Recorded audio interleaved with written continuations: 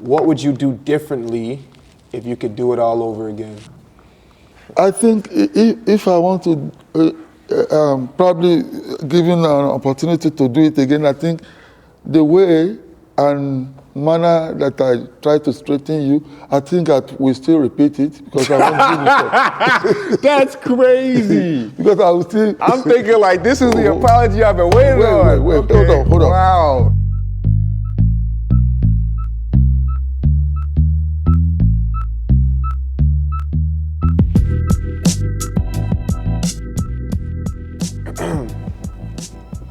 If you woke up in a room with everyone you've ever met, who is the first person you would look for? I think it's gonna be my wife. Oh, I thought you were gonna say me. No, I'm joking. So just talk about it. Like, Yeah, I mean, and if it is probably the little one, like my son, I mean, yeah. I will always look out for him or her. Like your youngest son. Yeah, Not- younger one, not the older one. I know they are. Not they know, me. No, Like they you know. wouldn't look for me. Yeah, I know you Yeah. are grown up. You you do what you want to do and what is good for you. Right, yeah, it makes So, sense. Yeah. Who's someone I would look for? I think the first person I would look for is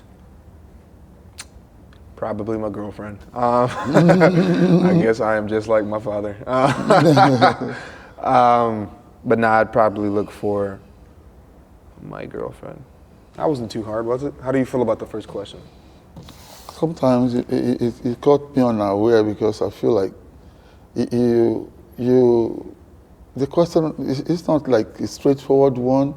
Who is the first person you're gonna look or talk to? That's every question. More or less, if I want to take my word back, as a religionist, the first person we usually want to talk to is our Creator, before we can think of other people, you know. Yeah. But it caught me unaware, and I said, my wife. Sometimes I'm not a womanizer like that.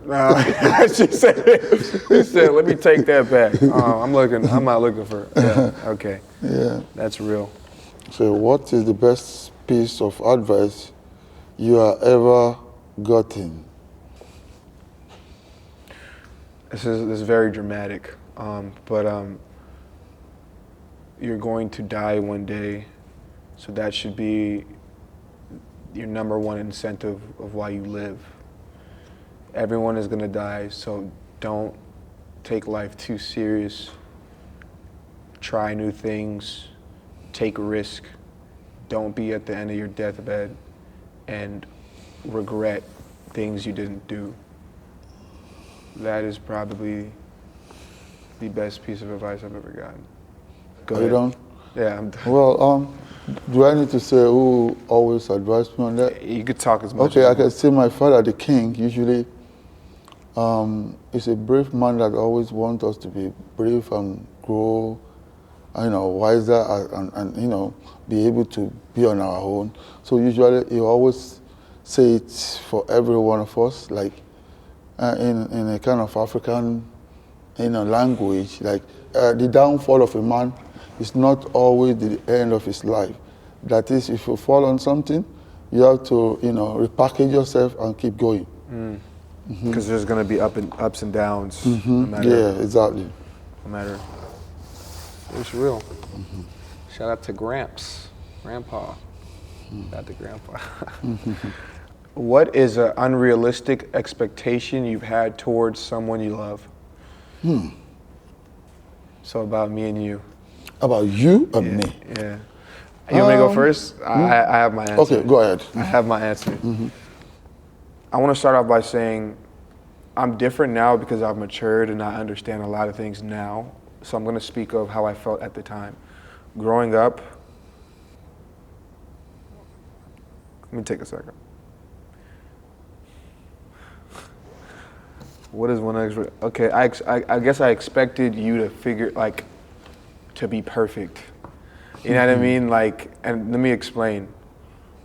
If there was ever a time where you were too mean to me, or if there was ever a time where I felt like you didn't do like you weren't the best dad, or I felt if there was ever a time I felt like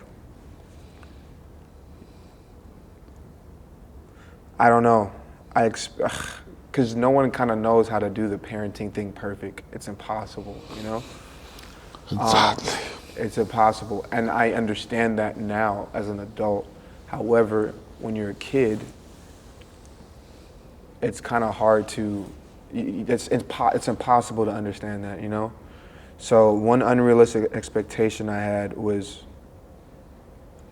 if I have a problem, you should figure it out. You're my dad. Or if I'm upset, you should know what to say to me because you're my dad. Or like if I don't know how to feel, you should know how I feel because you're my dad. And I feel like naturally most kids have that mindset because, you know what I mean? Actually, as a father, naturally, I'm the type who always want everything to be perfect as well.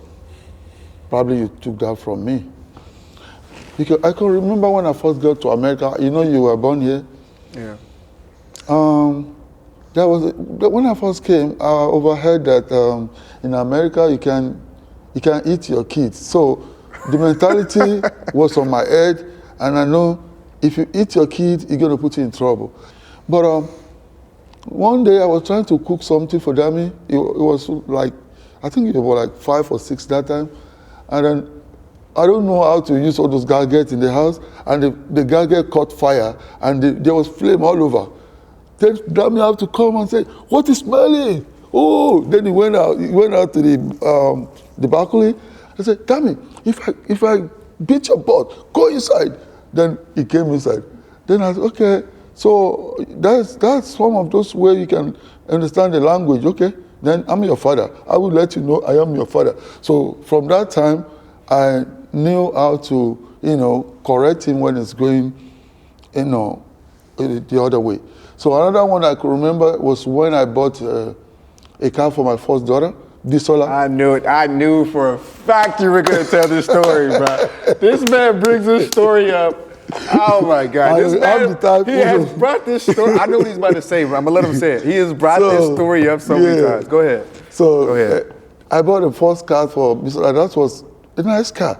So my daughter was so excited, like, "Oh, Daddy bought a car for me." Dami came inside and looked at it. I was watching both of them.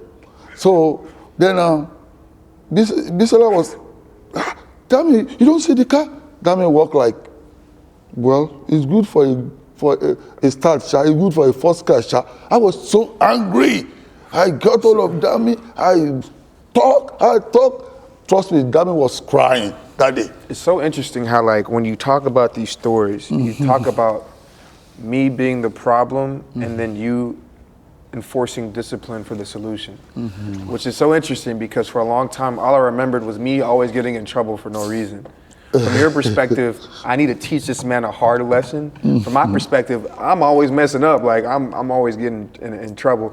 And I knew you were gonna bring that up because you brought that up several times. When it was like, I literally was like, oh, like, yeah, it's a cool car. Like, it's a cool, like, you know what I mean? But I now realize that I was hating. Like, I was hating and I was being like, and I remember he was like, who do you think you are? You know what I mean? Like, he was like, have you ever made $1 in your life? Like, he was like, you was cooking me. I'm not gonna lie.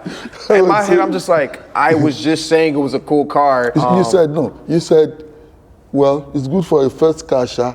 I was like, what? The car that I've struggled my life to buy for this girl? Yeah. You're gonna say that? Have you ever made such kind of money? Then I came to education. I said, what about your education? Do you know how far you're going with your education? Now you was heating. Yeah, you were cooking me. You was like, who bought you those shoes? I did. Yeah, it was funny. Nah, I mean it was deserved. Taught me a lesson. Thank God for that, for our life. What is the one question you've always wanted an answer to? So, when it came to your parenting style I just want to go ahead and say my dad's a very kind man. So I'm not saying he's not. When it came to your parenting style of always like you're doing this wrong, bad this, like your parenting style. Was it because of the way your dad, like, what was like, how, I guess I'm trying to ask, like, how did your dad bring you up that affected how you brought me up? In Africa, usually our dad, the way they raise us is different from the one in the Western world. Our dad usually raised us like a soldier in the war front. So we always easily get in trouble, and if we got in trouble, we bear the consequence, and it was not easy. So sometimes we think our dad did not love us at all. It was later when we grew, and he said, "This is the reason why I'm doing this. This is the reason why I'm doing this. If I've messed you up and spoiled you while you are young." And truly, we have seen a lot of examples of different, most of our friends that we grew up together with. Some of them always, they come to our house and start, "Hey, your dad is too harsh, your dad is rich, and it doesn't even make you enjoy the richness." And their daddy gave them all the opportunities. Most of them are dead now, because at a point in time, their daddy cannot provide for them further, and they went out and be, joining bad gang and stealing, and they are caught, and most of them are dead. But here we are now, we're still happy. And then our dad was able to tell us, "These are the reasons why I'm doing this, just to make sure you grow up to be good," and that's it. So do you feel like doing kind of the same thing your dad did was the right way to do Exactly. it? You even let me finish. Exactly. So do you feel like? Yeah, I feel. Yeah, I feel it's all right. Sometimes when you love your kid, you show them, but don't show it too much, because they will be taking advantage on you. But what if? This is my perspective, right? Because how I experienced it, I mean, you did a good job. I think I'm doing pretty great. I think I know how to handle myself. But when it came to love, this is kind of weird to say, I felt like it wasn't, it was always teach you a lesson. And I feel like after I got to a certain age, it was never like love. Like if I'm being honest, I can't really remember a time where we just like, "Hey son, give me a hug." You know what I mean? You know what I'm saying? Like, let me give you a hug. Let me go ahead, you know what I mean? Speaking of love, the term "I love you" was not there. Okay. You want me to answer that? Okay. Culturally in Africa, like I told you, we were not brought up to, people say action speaks louder than voice. Than words. You don't have to say something until when you ascertain that thing is reality. Sometimes, for example, in Africa, we don't know how to say, "Oh, baby, I love you." If we are doing that now, we are emulating the Western world. But the real love is always in us, because it's very hard in Africa to go through divorce. It can take you for 10 years before you are able to get it. But in here that they will tell you, "I love you, baby, let's sit down," in a minute, they're gone. So that's not love. But the reality is the actions in your mind, and what you don't have to say it. And the love that you're talking about, if you can recollect, I'm always around you guys. I always want you to be around me. 1000%. I always want you to take you to the field. I take you to shopping mall. And what else you want? Yeah, I'm not saying. He said, "What else you want?" I'm not saying you weren't caring. I know. But it was just more so like to say it, or to voice it. You know what I mean? It's not something I experience a lot. Because it's not our culture in Africa. But you can only imagine my perspective, right? Especially those that even say it more in Africa are women. Our mother, I grew up to be hearing my mom saying, "Oh, call me," that means my love. So it's more of women. Yeah. But men, at least they're going to say it to their wife. Yeah. "I love you." But the fact that the real love is what we are showing, to be caring, to make sure you are good, to make sure you don't go astray. to make sure you don't join bad gang. Yeah. To make sure, those are the love we feel we can give to you. And then want you all to be trained in a religious way, because the fear of God is the beginning of wisdom. So usually, how long did I go when it comes to spirituality? Did I play with it? No, you're very spiritual, man. That's part of love. That's the best love you can give your kid. Who is someone you had to learn to forgive? What do I mean? Who is someone you had to learn to forgive? I guess the answer, the very awkward, straightforward, cutthroat answer would be you. So this kind of goes on to what I said earlier, how for a long time I expected you to be perfect the same way you expected me to be perfect. I don't even think that I expected you to be perfect. It was more so that I didn't understand you. It's more like I'm picking on you. Exactly. I know. You know what I'm saying? I felt like you, that man, I'm picking on you. If I'm being honest, for a long time, I thought you hated me. Oh, Lord. And you knew that I thought this because you know why? I never even I didn't even know. Listen, because you asked me one day. It was one day, maybe I did something stupid, maybe I did something really bad. There was a time where you asked me, you said, do you think your dad hates you? I remember this. Okay. And it's because I was being really bad. Okay. And then you sat me down and you talked to me and said you just wanted me to be good. Okay. And when I say I had to learn to forgive you, right? Imagine this, if you grow up thinking your dad is just mean and he doesn't like you and he's always picking on you, right? And you're a kid, at this point, I'm a kid for most of my life until I'm 18? So I'm thinking that's just how you are. He just doesn't like me. He's picking on you. So as I got older, there's naturally distance. You know what I mean? Like, sometimes you kind of say things like you feel like we should be closer, right? And because me and you, we're not close as we should be. We're not as close as we can be. You know the reason for that, right? We don't want to talk about it. And what do you mean? We know, there's the reason for when it comes to closeness, that is not natural, That separation make it like that. I don't even think that's the reason. I don't think. Okay. And you're essentially, and we could say it, we could talk about it. He's basically talking about how him and my mom were divorced. That's what you're talking about. Yeah, what I mean is, how hard for me it was very hard for me to make you come to my side, and your mom will be making trouble with no reason.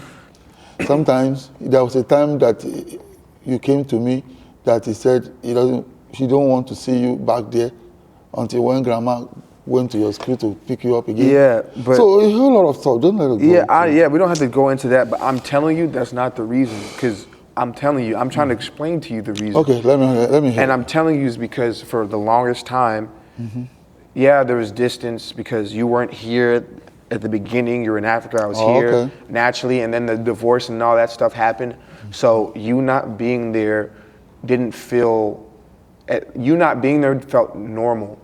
You know what I mean? Just because naturally, the beginning, and then you guys played house for 2 years, and then you guys got separated. But I don't even think that's the reason. I think it's because for the longest time, I had this image of you in my head that you just didn't like me. That was the image. And I'm gonna explain. I'm gonna pull it all in. I had this image, that was the image I had in my head. But now that I'm an adult and I've grown up, and I understand that you were trying to teach me so many lessons, and because you weren't there the entire time, all those lessons, you were basically trying to teach me as many lessons as possible in a short amount of time. You know what I mean? And I understand that now because I'm an adult, and I'm not a little kid anymore. But at the time, it's impossible to understand. Yeah, I feel like the same way to my dad as well. It was when we grew up and we said the result of other kids that we're growing up together with, how they went astray, and we are still good. That's when I appreciate my dad right now. So probably I felt the same way for my dad, because I was thinking, like you said, sometimes you learn from who you grow up to know. So probably I got that from my dad. Probably that's the same. And it wasn't like my dad didn't love us, but it was just want us to be good. And that the same thing applies to you. And the reason why I said I had to learn to forgive, I basically had to grow up. Well, I'm glad you realize and forgive. I mean, that's all I can say. Yeah. So- yeah, I mean, yeah.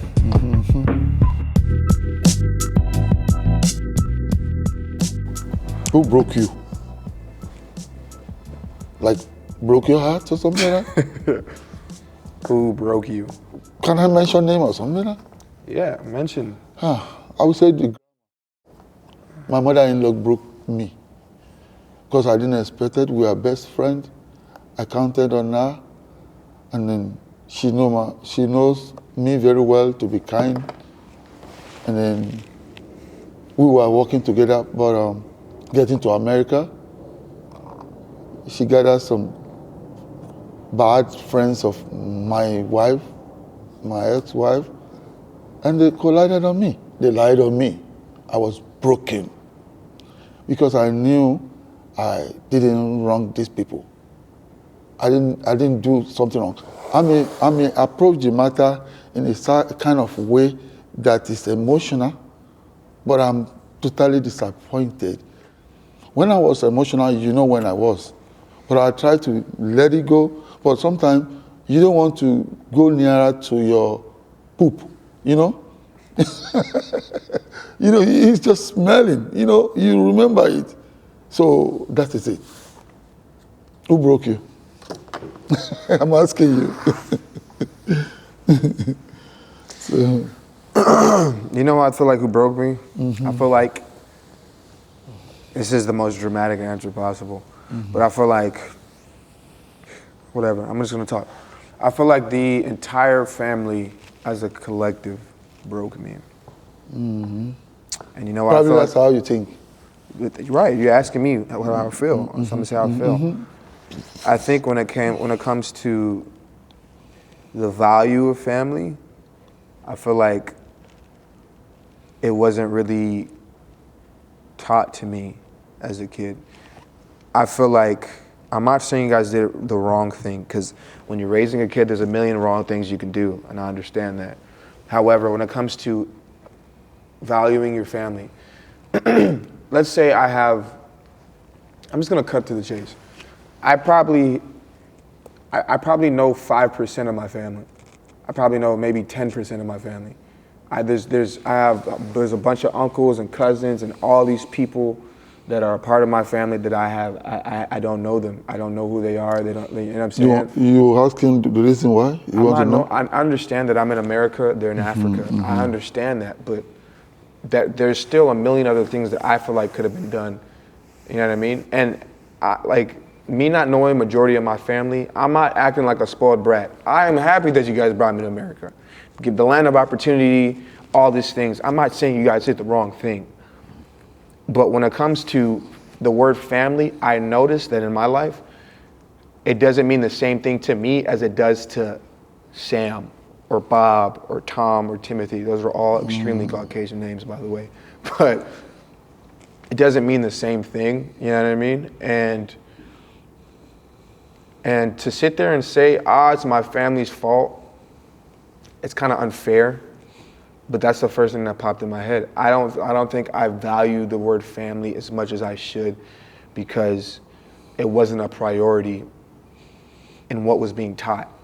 You guys prioritize certain lessons and things about me and being a good person and me being kind and me being hardworking, and all those things are important because those lessons made me who I am today.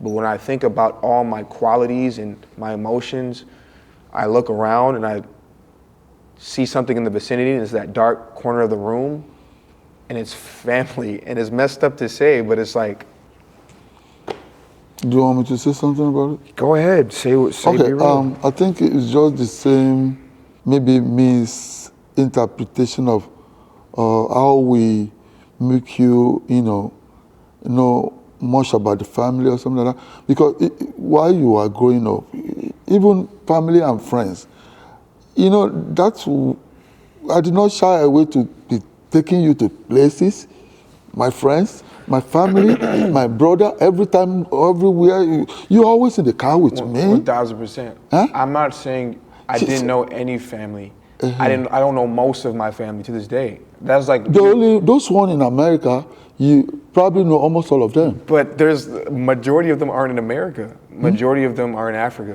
But do you go to Nigeria? Dad, I'm talking about the foundation, right? Think about it. Because you were born in America, though. 1,000%. I'm happy to be born in America, but if I'm being real,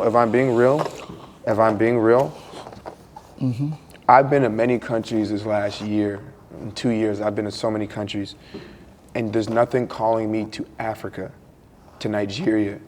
You know why? No, listen to me, and this is not an easy pill to swallow. It's not good, but it's because you never ever sold the dream to me. You guys never was like, oh, like your uncles, they all love you, they're here, this is your cousin, blah, blah, blah. Like one day you gotta meet your family. You guys never sold that dream to me. I'm a grown man, right? So it's now up to me to like, be like. I understand what you're talking about, but most of the family that you are talking, we're talking of extended family or the immediate or nuclear family? Family is full of all of that. I know a family right now who are not related by blood, but and they're closer than anything I can imagine. Yeah, what I mean is, the simple solution to that is, let's go to Africa together. How many times have I been telling you, let's go to Africa? Many people asking, where is Sheriff? People know you as Sheriff in Africa. Every time they talk to me, what about Sheriff? What about Sheriff? So even Grandpa, I always, when is Dami coming home? You know, but right now, this is when you have the access to say, Daddy, we are going home. I think I told you earlier, let's go to Saudi Arabia, then we go to Nigeria. 1,000%. And this is me owning up to it, and this is me being aware. Right now, the issue is my fault. I said there's nothing calling me there because you didn't sell the dream.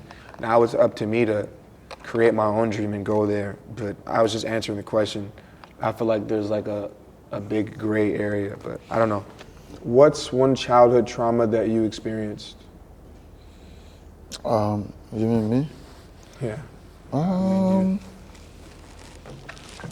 The greatest trauma I experienced while I was growing up was the fact that I did not grow up with my mom, and it's always give me a kind of traumatic, moment every time, and that's one of those reasons I fought very hard. I humiliated myself to save my marriage because of my children, so as not to face the same trauma. That's it. I don't want to be emotional again, because that's one of those reasons I don't want my children to go through that. But God's so good. Sometimes when I'm hungry, I don't know where to run to. That's why my sister always claimed, I've been your mother from the childhood. You had to figure it out. So I have to figure out how to survive, because during those times, my father was so busy, I will not see. It's like an elephant that will not see the common grass on the floor. So that was why you see me being humiliated, shouting, trying to make sure everything worked, being emotional, so that, you guys will not face the same. That was my greatest trauma that I faced. And then when it repeated itself with your mom, it's another trauma that I never prayed for, because I used all my life to care for your mom. She knew that. She will never deny that. And I was broken by. That's it. Yeah. Growing up in a broken home was a childhood trauma that I experienced. And I know it happens majority of the time. Most people who get into relationships don't last. That's kind of how that works. But It only affected me when I saw what a happy home looked like and I realized I didn't have it. It only affected me when I would see that both of my parents were almost never in the same room. It would only affected me when I would go to my basketball games and no one was there. It would only affect me when I saw my friends' parents happily in love and it was foreign to me. It didn't, like, I was like, what is that? Like, that's not, like, that's weird. We're in the back seat. Why are you kissing in the car? That's not normal. The problem is that wasn't normal in my world. And I'm not blaming anyone, but it sucked. It didn't feel good. There was no family trips. There was no let's all go out and have fun together. That is something that no matter how much I hope for it, I can't change the fact that I didn't have it. You know what I'm saying? Like, I didn't. So. And I'm not happy I feel I'm not happy to bear it in my mind that you're feeling that way, because, I tried my best. And I know you tried your best, and I don't blame you. I don't blame anybody. All I can do is learn and try to evolve, and so I don't, because no one wants that. No one gets into something and they want that to happen, Like no one, and I understand. Maybe there was a period where I didn't, but that period is long gone, and all you can ask is for two people to try their best, And even if you can't control if someone else tried their best, it's like, at least you can say you did, What would you do differently if you could do it all over again? I think if I want to, probably given an opportunity to do it again, I think the way and manner that I try to straighten you, I think that we still repeat it because I want to do it. That's crazy. Because I will still. I'm thinking like this is the apology I've been waiting on. Wait, Okay. hold on. Wow. You said I'd do it the same way. Because I will still, I may do it a little bit different because I'm more enlightened. I will just add some value and some, I did it according to my experience then, but that will not make me shy away from my responsibility to make sure that you grow up to be a good person. That's it. I mean, yeah, there's like a million different ways you can go as a parent when it comes to teaching a kid, but if you make your kid into a good person, that's all that matters, I will say though, if I were to do it, when I have a kid, I would do it a little differently. I would do a lot of the things you did because I think I turned out great. However, I would be a little bit more loving. I would try to, I would talk about it more. The only thing I will change is like, I feel in America here, if you love somebody, you have to show it and say it, Exactly. Right? I will manage to learn how to say it. Yeah. But this is America. Yeah, You know like, if it is like, you have to say it. But what I mean is, talking is not the issue. It just, what do I call it? Action is louder than voice. Words. And I would do the same. I would do something similar, but just do it a little differently. I'm not saying you did it wrong. I'll learn how to say it sometime. All right. Oh, boom! Moment of silence. Go ahead. Yeah, you know what's about to happen. Go ahead, say it. I will learn how to say it. You can learn now. Go ahead. Go ahead, say it. I'm waiting for this moment all my life. Oh well, that's what I'm saying. The only thing I would No. I'm saying you have to say the words. Say the words. That I will learn how to say it. No, say. Okay. I love you. I will now realize that what I will do different is that I will learn how to say the word that I love you. I mean, you go a long way in America here. Okay. So, I'll take it. Boom. I'll take it, ladies and gentlemen. I'll take it. All right. I'll take it. Boom. Substance by Lovely, ladies and gentlemen.